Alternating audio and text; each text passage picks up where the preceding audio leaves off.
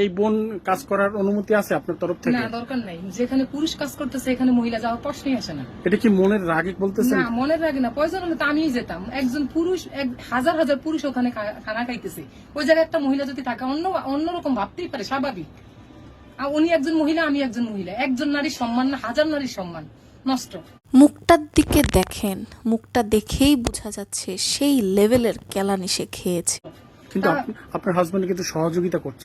তা তোর এত কষ্ট লাগছে, তুই এসে রান্না করে দিয়ে যা, নাহলে তোর বউটাকে পাঠায় দে।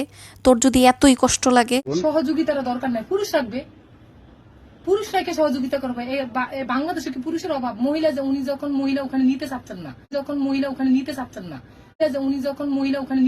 না, তার স্বামী নাকি চায় না। একসাথে পাশে বসে মুখে তুলে ভাতও খাইয়ে দিয়েছে। কি বলেন আপা আপনি? না, নেই, আমি ঘরের বউ, আমাকে ওখানে নিবেন না, তাহলে ওখানে তো মহিলা থাকারই কথা না। আচ্ছা।